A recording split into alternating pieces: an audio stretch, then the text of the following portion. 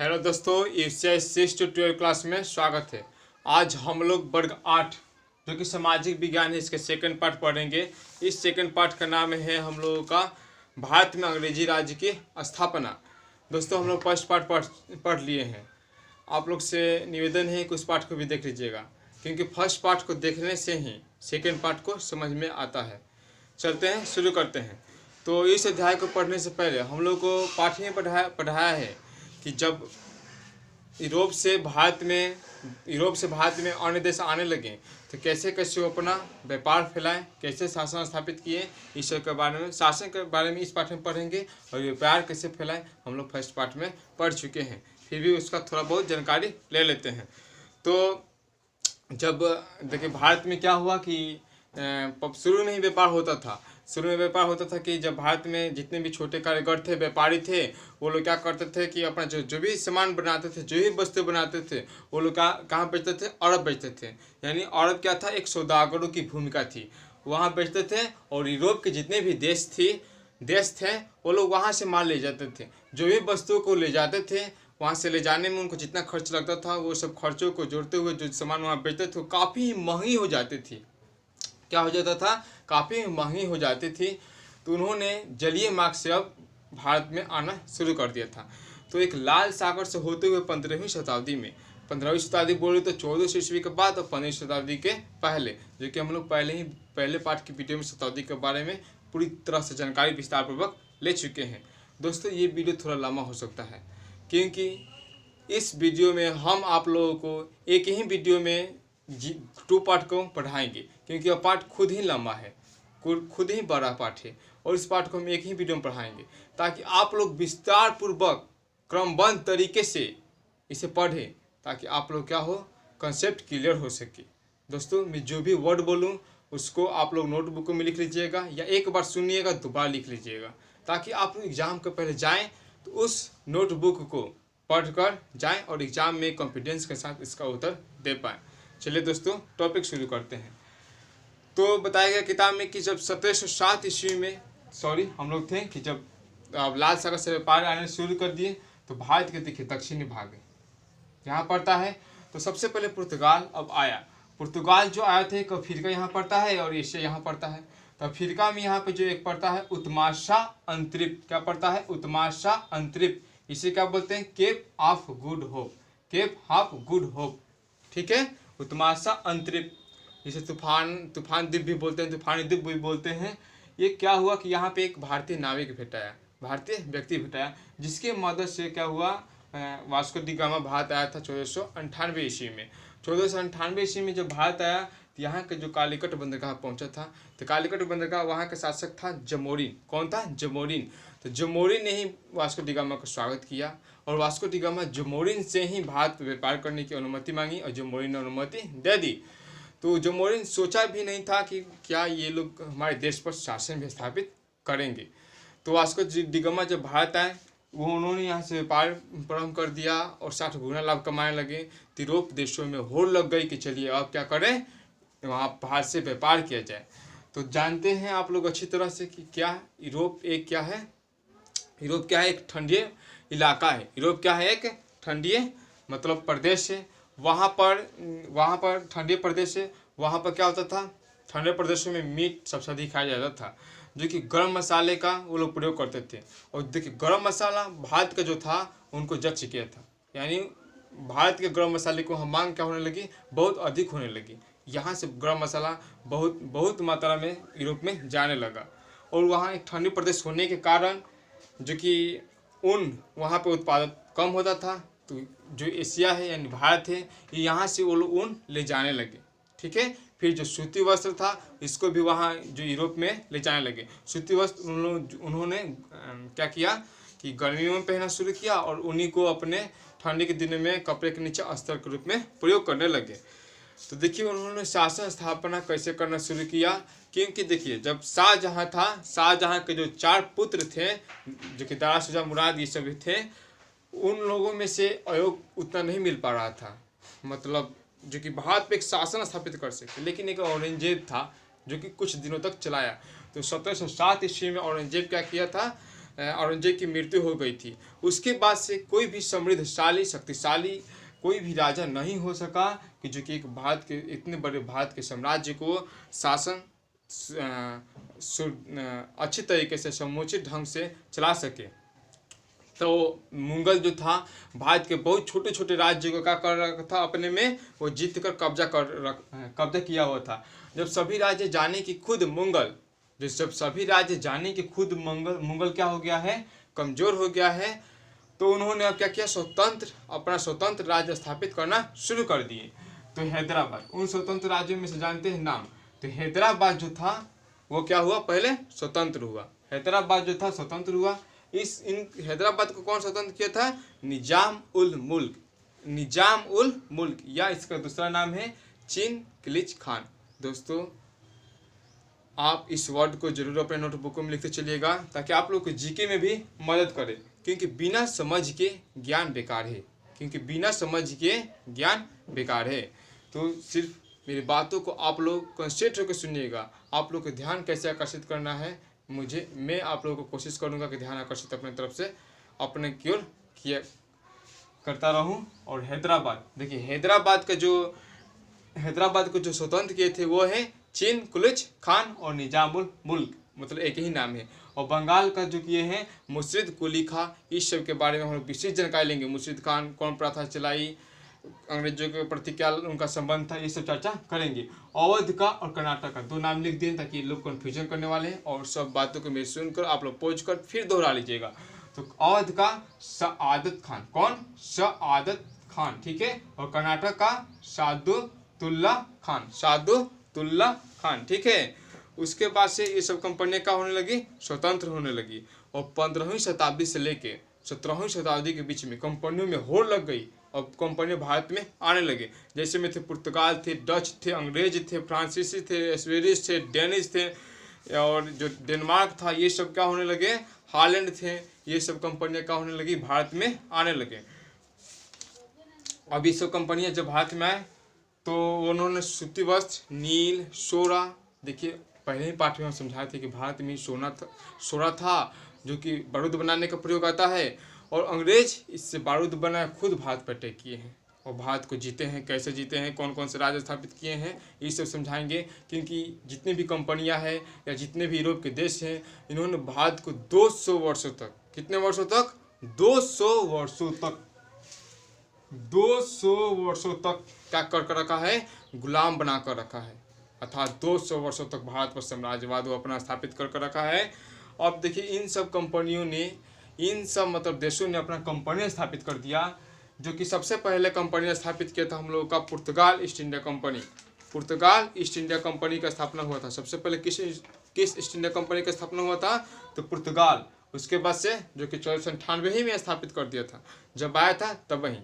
अब अंग्रेज कब किया था, अंग्रेज किया था हम लोग का 1600, 31 दिसंबर 1600। उसके बाद से किया था डच किया था हम लोग का 1602, डेनिश किया था 1616, और फ्रांस किया था 1664, और स्वीडिश किया था हम लोग का 1731। स्वीडिश किया था हम लोग का 1731, याद कर लीजिएगा, ठीक है। पुर्तगाल किया था 1498, उसके बाद से हम लोग का अंग्रेज किया था 1600, उसके बाद से डच किया था 1602, उसके बाद से डेनिश किया था 1616, उसके बाद से फ्रांस किया था 1664, उसके बाद से स्वीडिश किया था 1731। और फ्रांस में जो वहाँ का शासक उस समय चल रहा था वो बुर्बो राजवंश चल रहा था। ये याद आया तो बता दिया, आप लोग के सिलेबस में अभी नहीं है। तो देखिए 31 दिसंबर 1600 ईस्वी को ईस्ट इंडिया कंपनी की स्थापना हो गई। तो उस समय इंग्लैंड की कौन थी वहाँ, मतलब ये ईस्ट इंडिया कंपनी की स्थापना कहाँ हुआ था, तो इंग्लैंड में यानी लंदन में हुआ था। तो उस समय वहाँ की जो रानी थी वह थी महारानी एलिजाबेथ प्रथम। उस समय की रानी कौन थी, महारानी एलिजाबेथ प्रथम। तो उन्होंने क्या किया कि इन जो कंपनी थी ईस्ट इंडिया कंपनी, उसको 15 वर्षों तक एक अधिकार दे दिया। यानी जितनी भारत की कंपनियां होगी, जितने भारत के व्यापार होंगे, अन्य देशों से ना बेचकर कोई भी वस्तु है, सिर्फ किससे बेचेंगे, ईस्ट इंडिया कंपनी से बेचेंगे। अब देखिए एक शब्द हम लोग को टॉपिक में आ रहा है जो कि बुक में है, वाणिज्यवाद। तो वाणिज्यवाद का कोई आपसे अर्थ पूछे तो इसका अर्थ होता है कि लाभ कमाने के उद्देश्य से व्यापारी में की गई गतिविधियाँ, यानी लाभ कमाने के उद्देश्य से व्यापारिक में की गई गतिविधियों को क्या कहते हैं? वाणिज्यवाद कहते हैं। अब किसी देश की वाणिज्यवाद मतलब किसी देश का मतलब मान लीजिए भारत देश का वाणिज्यवाद कैसा है, ये आपसे कोई पूछे मतलब वाणिज्यवाद का अंदाजा कैसे लगाया जाता है, तो बताइएगा कि वाणिज्यवाद का अंदाजा किसी देश की मतलब समृद्धि का पता, किसी देश की वहाँ कितने धातुएं हैं, कितने आभूषण हैं, कितने खनिज हैं, कितने सोना है, कितने चांदी हैं, कितने पैसे हैं, ये सब से क्या लगाया जाता है? वाणिज्यवाद का अंदाजा लगाया जाता है। अब चलते हैं कि देखिए कंपनियों में होड़ लगने लगी, लेकिन इन सब कंपनियों जैसे अंग्रेज का नीति था फूट डालो राज करो, भारत में कैसे फूट डाले हैं शासन स्थापित करने के लिए, इसके बारे में हम लोग विस्तृत जानकारी लेंगे। लेकिन इन कंपनियों में भी कि हमें सबसे अधिक माल ले जाना है, हमें सबसे अधिक वस्तुओं का उत्पादन करना है, तो इन लोगों में भी झगड़ा होने लगा, हिंसात्मक झगड़ने लगे। जैसे अंग्रेज ने फ्रांस को वाडवास की लड़ाई में लड़ाया है, डच को हराया है, आयरकुट जो था उसमें, ये सब को हराया है। इस सब को चर्चा हम लोग विस्तार पूर्वक करेंगे। देखिए जब सब कंपनी आई थी, 5-6 का नाम हम लोग धर चुके हैं। पुर्तगाल था, डच था, अंग्रेज था, स्वीडिश था, फ्रांस था, डेनमार्क था, ये सब कंपनियाँ थी। इन कंपनियों में सबसे 2 समृद्धशाली थे, एक था इंग्लैंड और एक दूसरा था फ्रांस। तो इंग्लैंड के जो ईस्ट इंडिया कंपनी थी, इसका सीधा मुकाबला फ्रांस के फ्रेंच ईस्ट इंडिया कंपनी से होने लगा, ठीक है। और अपने में ये लोग पूर्ण रूप से संघर्ष करने लगे। और देखिए जानेंगे कि जो इंग्लैंड की जो ईस्ट इंडिया कंपनी थी, जब इन लोगों में मुकाबला होने लगता है, तो ये लोग भी अपना विस्तार करने लगा। ईस्ट इंडिया कंपनी क्या करने लगी? अब कंपनी में फैक्ट्री स्थापन करने लगी भारत में। तो भारत के कई जगहों पर, जैसे सूरत जो कि हम लोग कहाँ पड़ता है, गुजरात में पड़ता है, तो ऐसी भागों पर स्थापना की। देखिए यहाँ से जो कि हम लोग को पश्चिम दक्षिण के भागों से स्थापित करते हुए दक्षिण और पूर्वी तक गए हैं। तो पहले गए हैं हम लोग का सूरत में, तब मछलीपट्टनम, हुगली, पटना, कासिम बाजार। तो जैसे पटना किस नदी किनारे है? गंगा नदी किनारे है। तो नदी किनारे स्थापित किए। हुगली किस शहर के मतलब हुगली एक नदी है, तो कलकत्ता हम लोग का शहर है, वो किस नदी किनारे बसा है? तो हुगली नदी के किनारे बसा है। तो इस सब जगहों पर क्या करने लगे? वो लोग फैक्ट्री स्थापित करने लगे। अब अंग्रेज जानेंगे कि अंग्रेज जब इसका मुकाबला कर रहा था, तो अभी तो अपना फैक्ट्री स्थापित करेगा। तो उन्होंने दक्षिण पूर्वी तट पर पांडिचेरी, दक्षिण पूर्वी तट बोले तो ये दक्षिण, ये पूर्वी, पांडिचेरी जो एक, तो पांडिचेरी की संधि पढ़ेंगे, क्योंकि जब अंग्रेज आए थे, अंग्रेज और फ्रांस के बीच लड़ाई होने लगा, तो फ्रांस के समर्थन में कर्नाटक था, तो पांडिचेरी की लड़ाई हुआ। पांडिचेरी की संधि कब हुई? 1765 ईस्वी में हुआ। इस सब पर ध्यान हम लोग देंगे। तो क्या हुआ कि फ्रांस जो थे वो पांडिचेरी में अपने क्या करने लगे? कंपनी स्थापित करने लगे। और अंग्रेजों का देखिए एक प्रमुख केंद्र था, अंग्रेजों का क्या था? एक प्रमुख केंद्र था, जो कि देखिए बताते हैं। अंग्रेजों का एक व्यापारी का प्रमुख केंद्र था, वो था फोर्ट सेंट जॉर्ज। वो क्या था? फोर्ट सेंट जॉर्ज, जो कि कहाँ था? मद्रास में था। अंग्रेजों का एक जो प्रमुख व्यापारिक केंद्र था वो था फोर्ट सेंट जॉर्ज, जो कि हम लोग का था मद्रास में था। अब देखिए कर्नाटक जो था वो मुगल वंश का एक क्या था? एक सूबा था, ठीक है। जैसे कि बंगाल का था एक मुगल वंश का एक समृद्धशाली धनी साम्राज्य था, धनी उसमें राज्य था। ऐसा ही एक कर्नाटक जो था मुगल साम्राज्य का एक सूबा था, जो कि स्वतंत्र हो गया। तो कर्नाटक को स्वतंत्र किसने किया था? सादुल्ला खान ने। ये कर्नाटक जो था अभी फ्रांस के समर्थन में आ गया। किसके समर्थन में आ गया? फ्रांस के समर्थन में आ गया। और फ्रांस के समर्थन में आ गया। फ्रांस कर्नाटक के ही सहयोग से अंग्रेजों से लड़ाई लड़ रहा है, जो कि कर्नाटक के द्वितीय संधि, कर्नाटक का प्रथम संधि, ये सब के बारे में हम लोग विस्तार से चर्चा करेंगे। अब चलते हैं मेन टॉपिक, जो कि हम लोगों का है कि अंग्रेज और बंगाल पर, मतलब कर्नाटक का संघर्ष से पहले पढ़ लेते हैं कि कैसे कैसे हुआ था। तो जब अंग्रेज अपना क्या करने लगा? सब समृद्ध होने लगा, तो उन्होंने ही डच को भी हराया है, फ्रांस को भी हराया है, डेनिश कंपनी को भी हराया है, पुर्तगाल को भी हरा कर गोवा से भी भेज दिया है। ऐसा किया है, ठीक है। तो उन्होंने क्या किया कि फ्रांस को करने के लिए 1760 ईस्वी में एक वाडवास की लड़ाई हुई थी। किसकी लड़ाई हुई थी? 1760 ईस्वी में, जिसको जो अंग्रेज के जो सेना थे वो थे आयरकुट। अंग्रेज के कौन सेना थे? आयरकुट के नेतृत्व में लड़ाई हुई थी, जिसमें क्या हुआ था, अंग्रेज क्या होता, वो जीत गया था, वो लड़ाई जीत गया था। अब बंगाल पर शासन स्थापित करने के बारे में चर्चा करेंगे। तो भारत में इंग्लिश राज का यानी ब्रिटिश साम्राज्य का स्थापना रॉबर्ट क्लाइव के द्वारा किया गया था। वो कब से शुरू किया गया था, इसके बारे में हम लोग चर्चा करेंगे। अब तो चर्चा करते हैं, तो पहले बंगाल के बारे में थोड़ा बहुत जानकारी ले लेते हैं। तो बंगाल जो था यानी कोलकाता जो था, क्या था, एक कोलकाता शहर था। तो कोलकाता शहर में 3 गांव आते हैं। कौन कौन? कोलकाता शहर में 3 गांव आते हैं, जो 3 गांव से मिलकर बना है गोविंदपुर, सूतानाती और कालीकता। गोविंदपुर, सूतानाती, कालीकता, ठीक है। इन तीनों जो मतलब कोई पूछे कि कोलकाता के नींव किसने रखा है, तो जॉर्ज चारनॉक। किसने रखा है? जॉर्ज चारनॉक।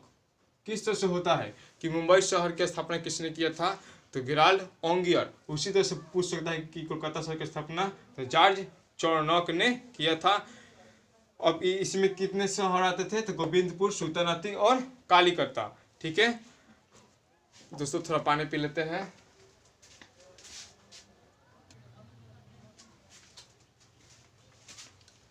दोस्तों थोड़ा पानी पीने चले गए थे, गले सूख रहा था। तो क्या हुआ कि देखिए कहाँ टॉपिक पे थे हम लोग, थे कि अंग्रेजों ने स्थापित करना शुरू कर दिया था। अब थे हम लोग सिराजुद्दौला और मुर्शिद कुली खां।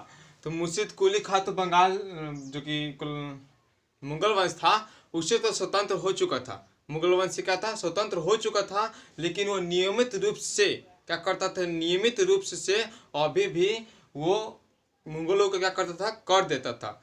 मतलब मुर्शिद कुली खां, आपसे मुर्शिद बंगाल के बारे में मुर्शिद कुली को लिखने को आ जाए तो बताइएगा को नियमित रूप से अभी भी कर देता था, लेकिन वो उसने ही क्या किया था, स्वतंत्र रूप से बंगाल को स्थापित किया था, ठीक है।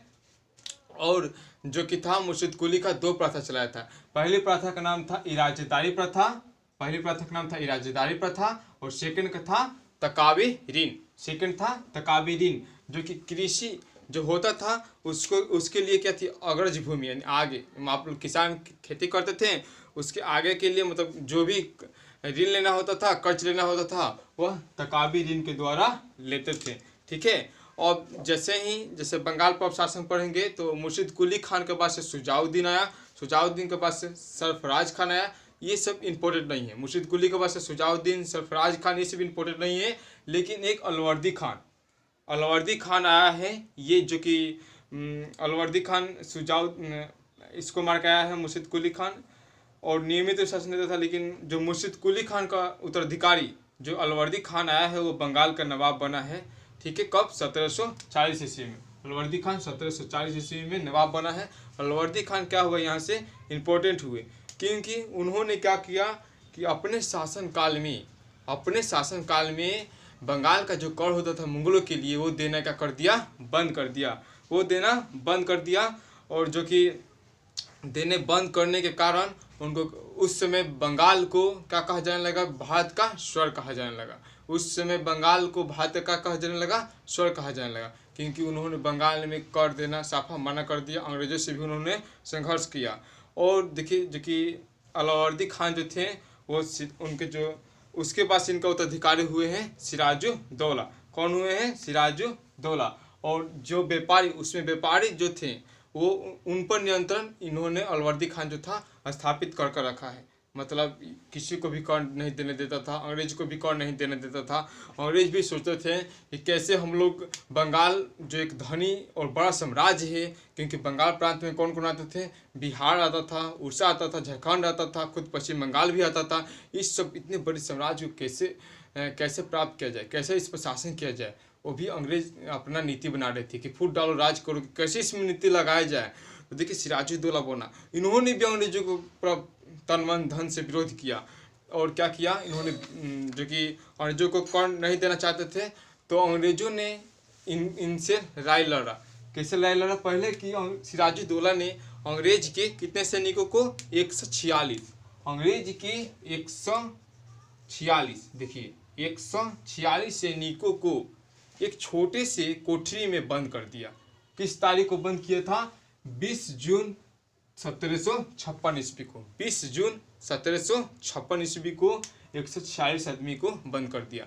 जब अगले सुबह देखा गया तो इसमें से सिर्फ कितने लोग बचे थे? 23 लोग बचे थे। कितने लोग बचे थे? सिर्फ 23 लोग बचे थे। 23 लोग बचे थे, अर्थात 123 लोग क्या हो चुके थे? मर चुके थे। इससे तो अंग्रेज और बौखला गया। उन्होंने सोचा कि अब इसका बदला लिया जाएगा, ठीक है। अब उन्होंने लड़ाई करना शुरू कर दिया।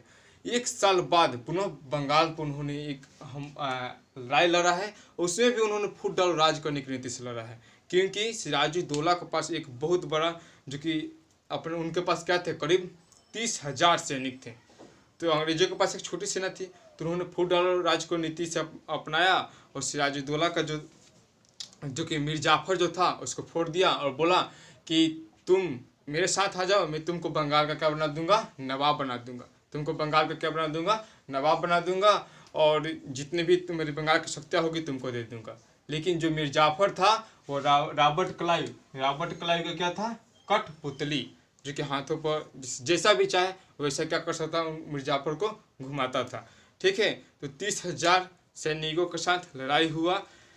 कासिम बाजार में जो स्थित है इंग्लिश फैक्ट्री पर हमला बोला गया, जो कि कासिम बाजार में जो कि अंग्रेजों का एक फैक्ट्री था, उसमें सिराजुद्दौला ने हमला बोला कि इसको अब चलिए भ्रष्ट किया जाए। लेकिन जब अंग्रेजों की सेना ने मीर जाफर को ही खुद बुझी के इलाके से खरीद लिया गया था, यानी उसमें से पृथक कर दिया गया था। उनकी सेना जो थी, जो सेना का सेनापति थे मीर जाफर, वो अपने सेना लेकर भाग गए। लेकिन देखिए इनके 2 सेनापति थे, एक थे मोहनलाल और एक थे मीर मदान। एक थे मोहनलाल, नहीं लिखे हैं, लिख रहे हैं, एक थे मोहनलाल, देखिए यहाँ पे मोहनलाल, और एक था मीर मदान। मोहनलाल एक, मीर मदान का मोहनलाल और सेकंड मीर मदान, जो मरते दम तक सिराजुद्दौला को साथ दिए थे, यानी तन मन से इस युद्ध को लड़ रहे थे, ठीक है। उसके बाद से यह घटना जो प्लासी की लड़ाई हुई थी, यह घटना हुई थी 23 जून 1757 ईस्वी को रॉबर्ट क्लाइव और सिराजुद्दौला के बीच। अब देखिए अंग्रेज जो कि भारत में आए थे, वो कम को भी खम बोलते हैं। जैसे बोलते थे भगत सिंह जब पकड़ाए गए थे तो तुम भगत सिंह मेरा कुछ नहीं कर सकते हो, ऐसा ऐसा वर्ड में बोलते हैं। जैसे एक वर्ड बढ़ा ही देते हैं, जैसे कम तो खम, तुम तो तुम, मतलब उनका पातला आवाज़ है। वैसा ही वो लोग जान से या कुछ भी तरीके से बोल सकते हैं कि देखो प्लासी का उन्होंने नाम बिगाड़ दिया। प्लासी को वो लोग क्या बोलते थे? फ्लासी। क्या बोलते थे? फ्लासी। प्लासी को क्या बोलते थे वो लोग?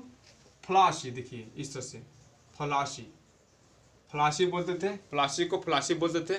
और हम लोग प्लासी के मैदान को प्लासी नाम क्यों दिया गया? कोई यहाँ पर प्रसिद्ध होता है तभी प्लासी का नाम, किसी भी जगह का नाम प्रसिद्धि के चलते पड़ता है। तो वहाँ एक प्लास नाम का लाल जो फूल था, लाल रंग का फूलों से जो वहाँ था गुलाल बनाया जाता था, वो जो जिसे होली में रंगों के रूप में प्रयोग किया जाता था, जिसके कारण प्लासी का नाम वहाँ पड़ा था। प्लास नाम का एक फूल था, प्लास नाम का वहाँ पर फूल बहुत सारे थे। तो उन्होंने अंग्रेज क्या किए? प्लासी को फ्लासी बना दिए। अब देखिए आपसे कोई पूछ सकता है, आपके एग्जाम में आ सकता है कि प्लासी के मैदान किस राज्य में है? तो बताइएगा पश्चिम बंगाल राज्य में है। प्लासी के मैदान किस राज्य में है? पश्चिम बंगाल राज्य में है।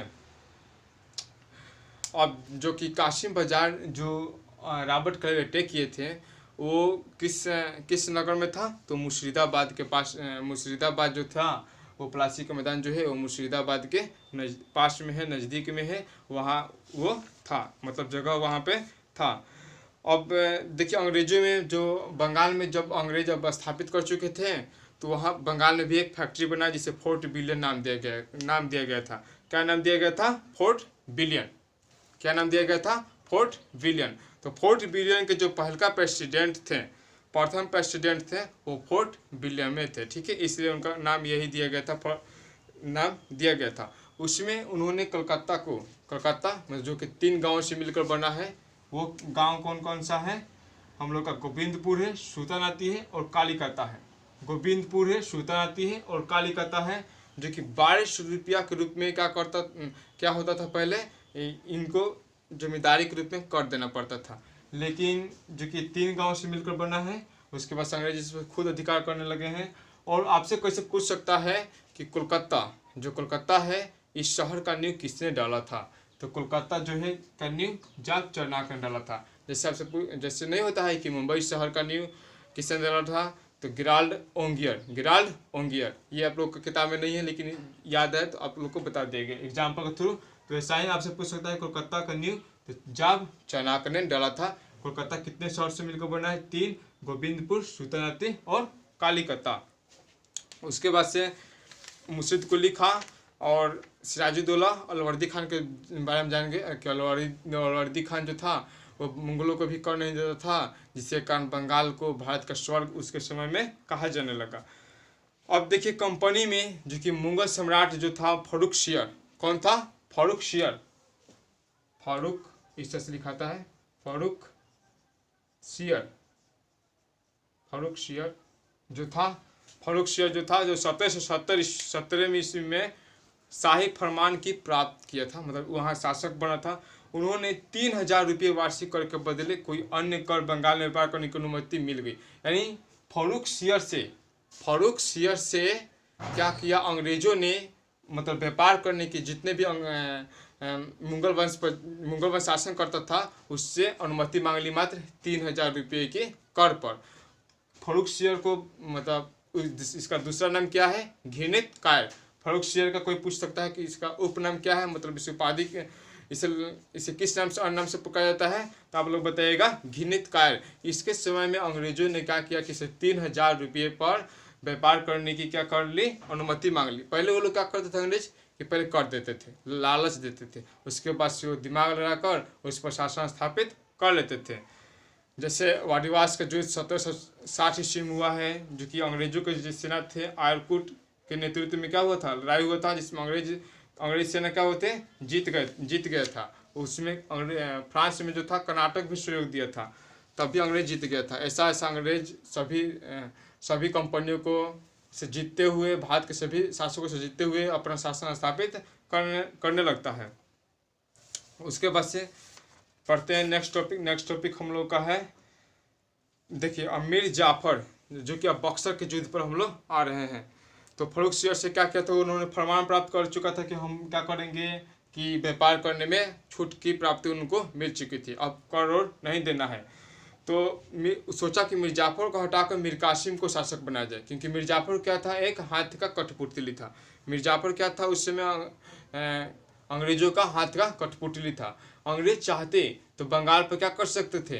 अपना शासन स्थापित कर सकते थे, लेकिन वैसा वो नहीं चाहे। उन्होंने सोचा कि हम लोग शासन स्थापित करने से अच्छा है, पहले उनको दिमाग में था कि हम यहाँ से सबसे अधिक वस्तुएं, माल जिसे बोल सकते हैं, प्राप्त करें, ठीक है। तो उनका ये उद्देश्य था, उस समय उनका शासन का उद्देश्य नहीं था। इसलिए उन्होंने क्या किया कि सिराजुद्दौला के बाद से मीर जाफर को बनाया, फिर मीर जाफर को हटाकर मीर कासिम को शासक बना दिया। लेकिन मीर कासिम, उनका सोच यहाँ पे गलती हो चुका है, क्योंकि मीर कासिम अपना क्या करता था, अपना जो शासक होने का जो होता है सोच, वो समझता था, वो अपनी क्षमता को समझता था। उन्होंने अंग्रेजों को बस में नहीं रहना चाहा, और अंग्रेजों को यहाँ से जो व्यापार में इतना छूट मिली थी, उनका ये उन्होंने विरोध किया। और विरोध करने के फलस्वरूप यहाँ पे 3 राजा देखिए मिलकर लड़े हैं। 3 राजा कौन कौन मिलकर लड़े हैं? देखिए यहाँ बताया गया है, देखिए आप लोग को हम आप बताते हैं, ध्यान नहीं आ रहा है कि हम कहाँ लिखे हैं, लेकिन लिखे हैं उसको।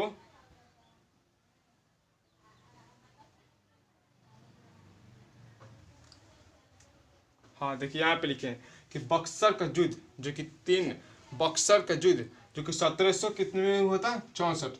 अंग्रेज क्या किया था कि फ्रांस को 1760 ईस्वी वाडिवास की लड़ाई में खत्म, यानी कर्नाटक को खत्म। अब 1760 ईस्वी में अंग्रेज, और देखिए शाह आलम द्वितीय, मीर कासिम, शुजाउद्दौला था, वो अवध का नवाब था, एक अवध का नवाब शुजाउद्दौला, और मुगल शासक शाह आलम द्वितीय, और खुद मीर कासिम जो कि बंगाल का शासक था। देखिए अब से समझिए, बक्सर का युद्ध कब हुआ था? 1764। किनके बीच हुआ था?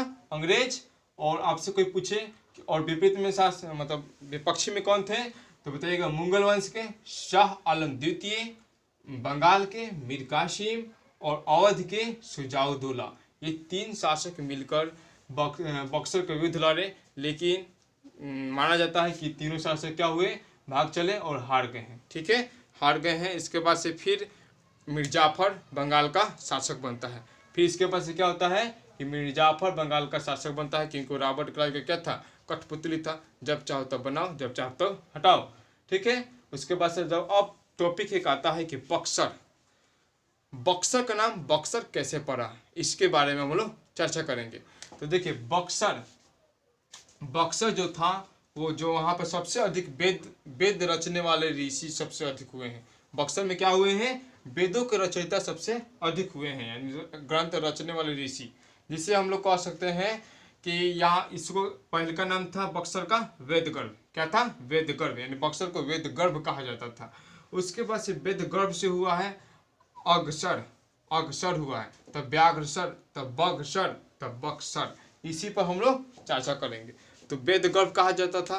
तो यहाँ का था एक गौरी शंकर मंदिर नामक एक तालाब था। बक्सर में कौन था तालाब, गौरी शंकर मंदिर के एक तालाब था। किसका, गौरी शंकर मंदिर का एक तालाब था, जिसका पहले नाम था अगसर। गौरी शंकर मंदिर के जो तालाब था, उसका पहले का नाम था अगसर, अगसर था। यहाँ पे एक जो ऋषि थे, उनका नाम था, देखिए, वेदशिरा। वेदशिरा जो नाम के एक ऋषि थे, वो क्या कर रहे थे कि एक दुर्वासा नामक एक ऋषि था, जो वहाँ क्या कर रहे थे, एक नहीं होता है कि वेद मंत्र यानी ध्यान लगाए हुए थे। तो दुर्वासा ऋषि को वेदशिरा नाम का ऋषि ने उनको भंग करने के लिए, मतलब उनके पूजा पाठ को भंग करने के लिए व्याघ्र का रूप बनाया। किसका रूप बनाया, व्याघ्र का रूप बनाया। ऐसे लिखाता है, व्याघ्र का रूप बनाया और जाकर दुर्वासा ऋषि को मतलब उनका भंग कर दिया। तो दुर्वासा ऋषि ने उनको श्राप दिया, जिसके कारण वो हमेशा के लिए वैसा ही रह गए। इसलिए वहाँ उसको क्या कहा जाने लगा, उस शहर को व्याघ्रसर। क्या बोले जाने लगा, व्याघ्रसर। इसके बाद से व्याघ्रसर से हो गया बक्सर, और बक्सर से आधुनिक काल में वर्तमान में हम लोग बोलते हैं बक्सर। ठीक है, बक्सर का नाम हम लोग जान गए कैसे कैसे पड़ा।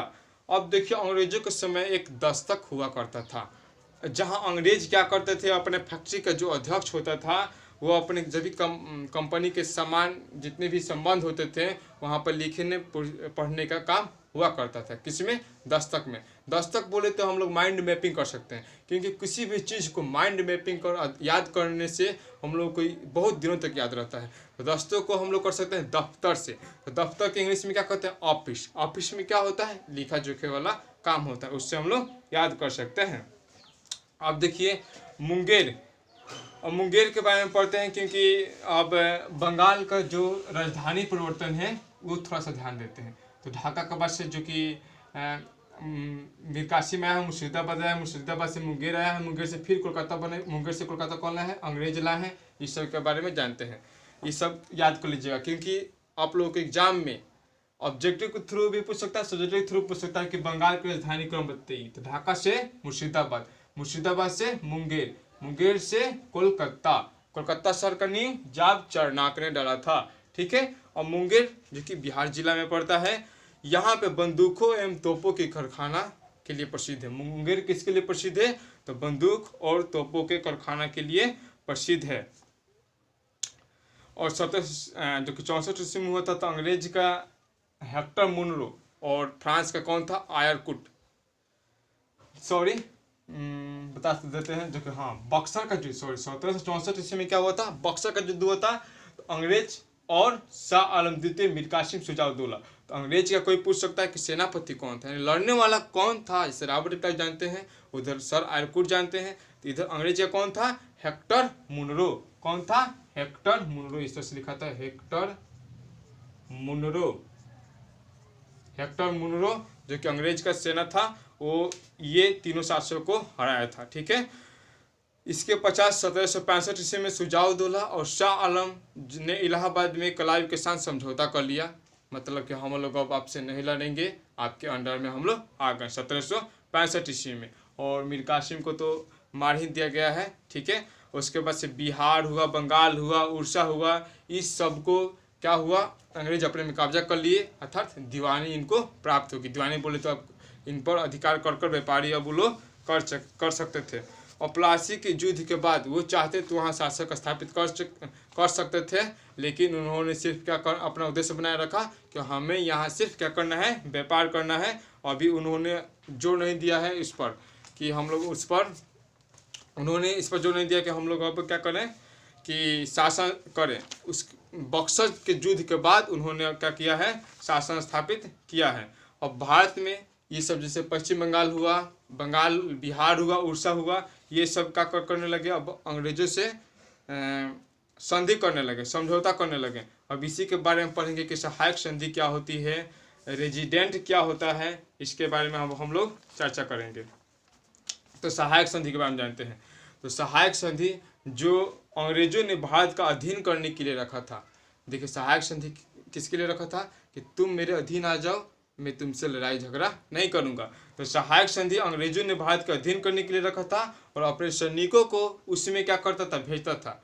इसका खर्च देखिए, जैसे सहायक संधि कर लिया, मान लीजिए कि बिहार से कर लिया, और से कर लिया, तो एक उसमें अंडर रखा है, अपने सैनिकों को भी भेजता था। उसका खर्च कौन उठाता था, वहाँ के राजा। जैसे बंगाल का राजा मान लीजिए कि मिर्जापुर को फिर बनाया, तो वहाँ अपने सैनिकों को रख रहा है, तो उसका खर्च कौन उठाना पड़ता था, उनको राजा को उठाना पड़ता था। जो राजा सहायक संधि को अपनाता था वह अंग्रेजों का एक लेखा से क्या होता था, गुलाम होता था। यानी क्या हुआ, अंडर में आ गए। विनती किया है कि आप हमारे पर हमला मत कीजिए, हम आपके क्या है, अंडर हैं, यानी दीवानी हो गए, ठीक है, गुलाम हो जाता था। सहायक संधि पद्धति को मतलब लागू करने वाला जो अंग्रेज का था गवर्नर, वह था लॉर्ड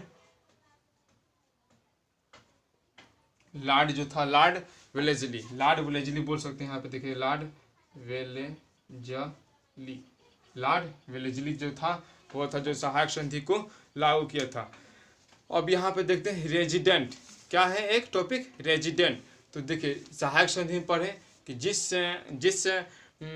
जिस साम्राज्य में अंग्रेज अपना जो सैनिक भेजते थे, वहाँ के जो राजा होता था उनका खर्च उठाता था। तो जो सैनिकों को भेजा जाता था, मान लीजिए कि अंग्रेज अपना सैनिक भेजते थे, उसको क्या बोलते थे, रेजिडेंट। और वह रेजिडेंट अन्य सैनिकों को क्या करता था, नेतृत्व करता था। रेजिडेंट का काम ही था कि अन्य सैनिकों का क्या करना, नेतृत्व करना। उसके बाद से हम लोग नेक्स्ट टॉपिक पर आते हैं कि अब अहमद शाह अब्दाली जो कि पानीपत का तृतीय लड़ाई हुआ था, हम लोग को बताया गया है कि अंग्रेजों और मराठा का युद्ध। पहले हम लोग चलते हैं टीपू सुल्तान के बारे में। तो टीपू सुल्तान जिसे शेर ए मैसूर के नाम से जाना जाता है। टीपू सुल्तान को किस नाम से जाना जाता है, शेर ए मैसूर। हाँ, टीपू सुल्तान को शेर ए मैसूर के नाम से भी जाना जाता है, क्योंकि कर्नाटक का, और देखिए कोई पूछे शेर ए मैसूर और बार बार मैसूर वर्ड आएगा, तो कर्नाटक का प्राचीन नाम क्या है, मैसूर, या मैसूर का वर्तमान नाम क्या है, कर्नाटक, ठीक है। तो शेर ए मैसूर, कर्नाटक, टीपू सुल्तान को शेर ए मैसूर कहा जाता है। अब टीपू सुल्तान को शेर ए मैसूर क्यों कहा जाता है, इसके बारे में बताएंगे। तो आप लोग जानते हैं भली भांति के कर्नाटक क्या था, एक फ्रांस से दोस्ती कर चुका था। तो शेर देखिए टीपू सुल्तान थे, वो क्या किए कि एक फ्रांस का उनका दोस्त था, उनके साथ वो जंगल में घूमने गए। उनके पास बंदूक भी था, कटार भी था। तो जब घूम रहे थे तो अचानक वहाँ पे क्या आया, एक शेर आ गया। उनकी बंदूक भी गिर गई थी और कटार भी गिर गया था भागने के चक्कर में। फिर उन्होंने अकेले ही शेर से कैसे पंगा लिया, इसके बारे में बताएंगे। मतलब शेर से उन्होंने अकेले पंगा लिया और अपने कटारों को उठाकर शेर को मार डाला। उसी समय से इनका नाम क्या पड़ गया, शेर ए कश्मीर पड़ गया टीपू सुल्तान को, ठीक है। जो कि हैदर अली के क्या है, टीपू सुल्तान पुत्र हैं। हैदर अली की मृत्यु मंगलोर की संधि जो कि 1784 ईस्वी में हुआ है, ये सब बहुत इंपॉर्टेंट है। और जो कि टीपू सुल्तान की मृत्यु 1799 ईस्वी में हुआ है श्रीरंगपट्टनम में। यानी पूछ सकता है टीपू सुल्तान की मृत्यु कब हुआ है, तो 1799 ईस्वी में। कहाँ, तो श्रीरंगपट्टनम में। या क्वेश्चन घुमाएगा तो आप लोग से पूछ सकता है कि श्रीरंगपट्टनम की संधि कब हुआ है, तो 1799 ईस्वी में श्रीरंगपट्टनम की संधि हुआ है। अब पढ़ेंगे कि देखिए जो कि कर्नाटक प्रसिद्ध है किस किस चीज़ के लिए, तो चंदन की लकड़ी के लिए, काली मिर्च के लिए, इलायची के लिए, ये सब के लिए कर्नाटक क्या है, प्रसिद्ध है। तो जब अंग्रेजों ने फ्रांस को हरा दिया था वाडिवास की लड़ाई में, तो यहाँ से मतलब अंग्रेजों ने कर्नाटक से क्या क्या ले जाने लगे, चंदन की लकड़ी, काली मिर्च, इलायची इत्यादि वस्तुओं को ले जाने लगे, निर्यात करने लगे। अब निर्यात आयात के बारे में थोड़ा बहुत जान लेते हैं। निर्यात हम उसे बोलते हैं जब कोई देश, मतलब जब कोई देश अपना सामान दूसरे देशों में बेचता है, तो इसे बोलते हैं निर्यात। जब कोई देश दूसरे देशों में अपना सामान क्या करता है, बेचता है, उसे बोलते हैं निर्यात। और जब कोई देश दूसरे देशों से अपना सामान मतलब दूसरे देशों से अपने उपयोगी वाला सामान अपने देश में मंगाता है, उसे बोलते हैं आयात। ठीक है, जैसे देखिए भारत मान लीजिए कि धान चावल गेहूँ अरब में बेच रहा है या यूनान में बेच रहा है, तो इसे बोलेंगे निर्यात कर रहा है। अगर आयात करने के लिए बात करें तो मान लीजिए पेट्रोलियम अरब से या बोल सकते हैं उधर ईरान से भारत में क्या होता है, आयात। ऐसा समझ सकते हैं। अब चलते हैं नेक्स्ट टॉपिक पर, जो कि हम लोग का एक है कि अब अंग्रेज क्या करने लगे कि मुगल को भी हरा दिए थे। अब था एक मुगल को, जो कि मुगल में जो शासक थे जैसे जहांगीर शासक था, ये सब जो शासक थे वो जहांगीर जो कि अर्जुन देव की हत्या किया है, तेग बहादुर की भी हत्या की गई है, ये और किंग औरंगजेब किए हैं, ये सब अन्य जो किए हैं सिख धर्म यानी सिख साम्राज्य पढ़ेंगे। बांदा बहादुर आया है जो कि गोविंद थे पटना के जो जन्म हुए थे, उनको बदला ले चुका है। इसके बारे में हम लोग 7 क्लास में विस्तृत जानकारी ले चुके हैं, वो आप लोग जाकर पढ़ लीजिएगा 7 क्लास वाला। तो देखिए एक महाराणा रंजीत सिंह थे जो कि उस समय जब बांदा बहादुर था उस समय तो बोलता था दल, मतलब जो गुट था उनको बोलता था दल। लेकिन जब महाराणा रंजीत सिंह हुए तो उन दल को क्या बना के दिया गया था, जैसे बोलते हैं क्या चीज बना दिया गया था, मिसल। क्या बना दिया गया था, मिसल। तो महाराणा रंजीत सिंह के बारे में थोड़ा जान लेते हैं। तो महाराणा रंजीत सिंह का जन्म हुआ था 2 नवंबर 1780 ईस्वी को। महाराणा रंजीत सिंह का जन्म आपसे कोई पूछे तो 2 नवंबर 1780 ईस्वी को कहाँ हुआ था, तो गुजरावाला जो है उसमें हुआ था। देखिए इनका जो जन्म हुआ था वो हुआ था सकू चकिया मिशन। कौन, सकू चकिया मिशन। ये बहुत इंपॉर्टेंट बता रहा हूँ बात। देखिए जो कि महाराणा रंजीत सिंह, आप बताइएगा, महाराणा रंजीत सिंह, गुरु गोविंद सिंह, ठीक याद आ गया नाम, जो पटना में जन्म लिए थे, गुरु गोविंद सिंह। गुरु गोविंद सिंह की हत्या, उसके बाद से उनके 2 बेटों को चिरवाना, फिर बांदा बहादुर मुगल सैनिकों को मारना, फिर बांदा बहादुर का हत्या कराना, फिर बांदा बहादुर दल जो गठन किया था, दलों को मिसलों में बदलना, दल जो थे वही मिसल में बटे हैं। तो अब इसमें आते हैं महाराणा रंजीत सिंह जो कि साम्राज्य स्थापित करते हैं। ठीक है, तो इनका जन्म 2 नवंबर 1780 में गुजरावाला में हुआ था। और ये किससे संबंधित थे, सकू चकिया मिसल से संबंधित थे, क्योंकि इनका पिता का जो नाम था महाराणा सिंह जो था, महासिंह जो था, ये इनके जो दादा थे शरत सिंह, इनके दादा क्या थे, शरत सिंह।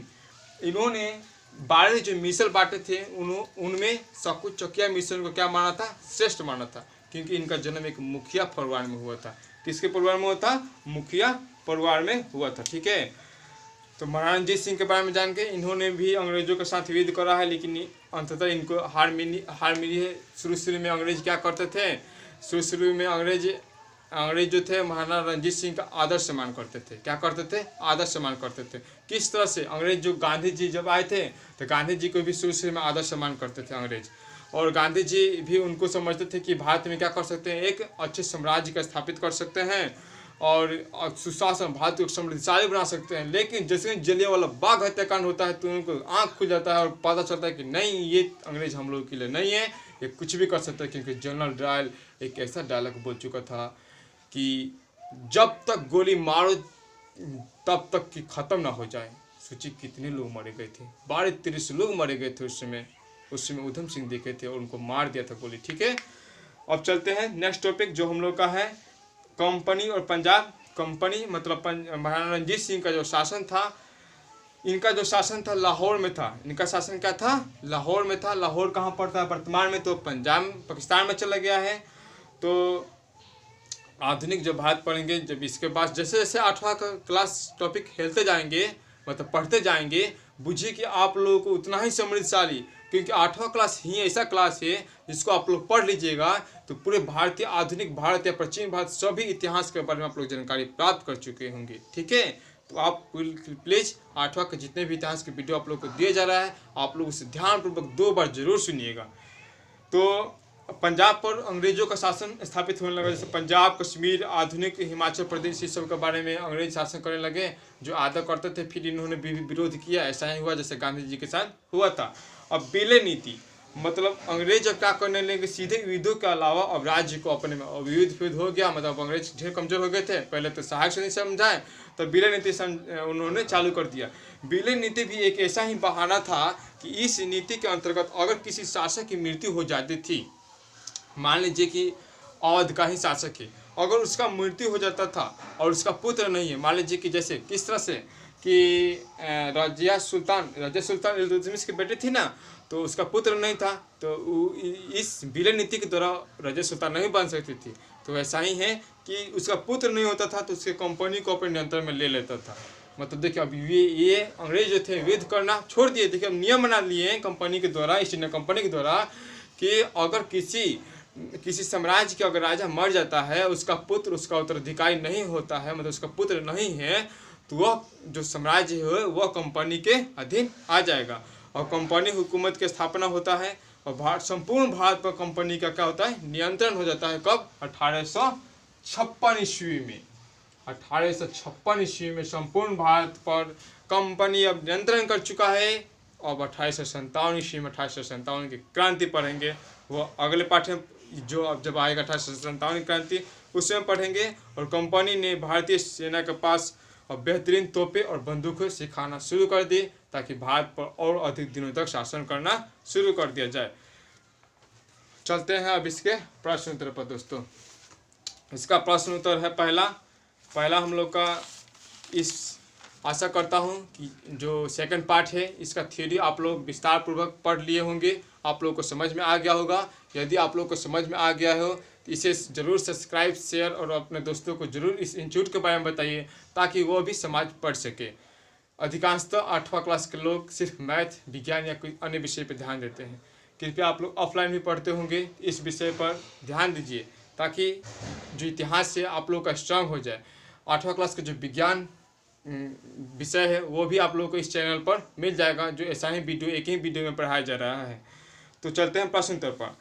पहला 1 नंबर में है, रिक्त स्थानों को भरें। भारत और यूरोप के बीच स्थल मार्ग से होने वाले व्यापार में डैश महत्वपूर्ण भूमिका थी, अरबों की। स्थल मार्ग से जिसे अरब सौदागर कहते हैं, ऐसा हम लोग पढ़े थे। ख नंबर में, कंपनी द्वारा खरीदा गया माल कहाँ रखा जाता था? तो गोदाम में रखा जाता था, जिसे गोदाम को सुरक्षा के लिए बताया था। सैनिक कैसे तैनात किए जाते थे, बड़े बड़े ईंटों के किले, ताकि शासक दूसरे आक्रमण न करे।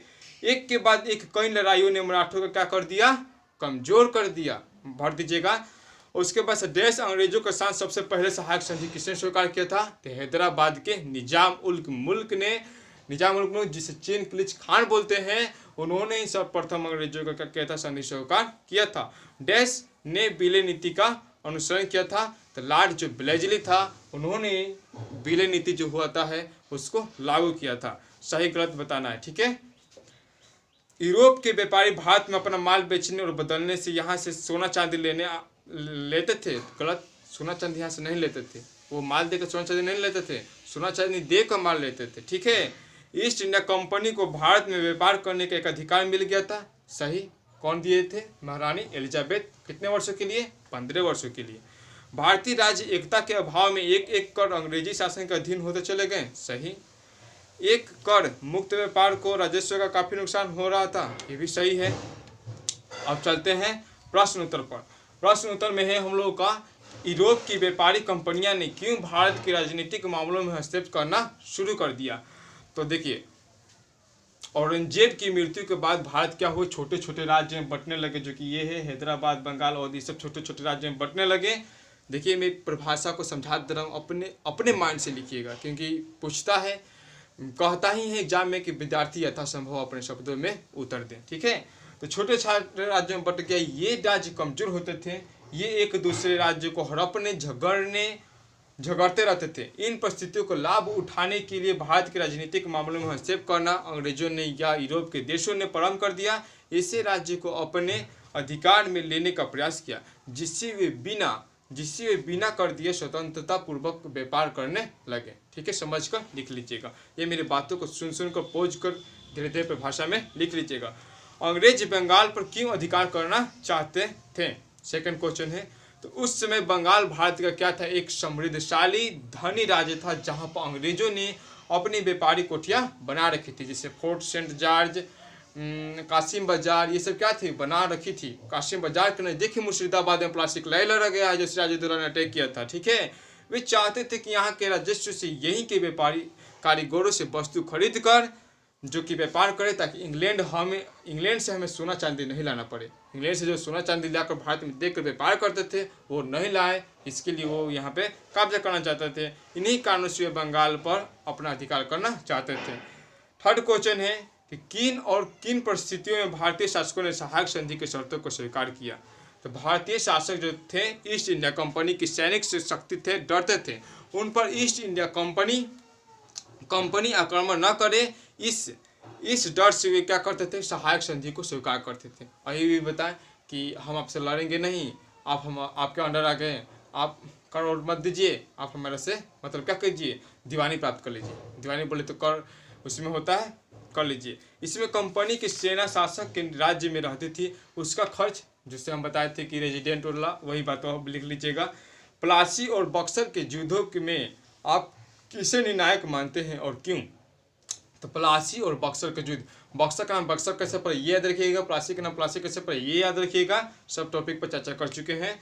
तो प्लासी और बक्सर के युद्ध में बक्सर के युद्ध को हम निर्णायक मानेंगे, क्योंकि प्लासी के युद्ध में अंग्रेजों ने फूट डालो राजगुरु की नीति से मीर जाफर को भड़का दिया है, मतलब यही बताइएगा उसमें।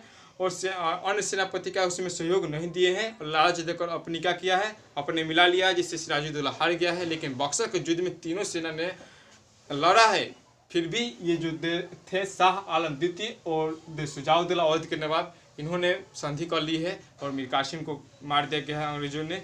तो बक्सर के युद्ध को क्या कीजिएगा, निर्णायक मानिएगा। ठीक है दोस्तों, आशा करता हूँ कि आप लोग के वीडियो समझ में आ गया होगा। अगर ये वीडियो आप लोगों को अच्छी लगी हो तो कृपया लाइक, शेयर और सब्सक्राइब जरूर कीजिएगा। थैंक दोस्तों, आशा करता हूँ कि आप लोग जरूर लाइक, शेयर और सब्सक्राइब कीजिएगा।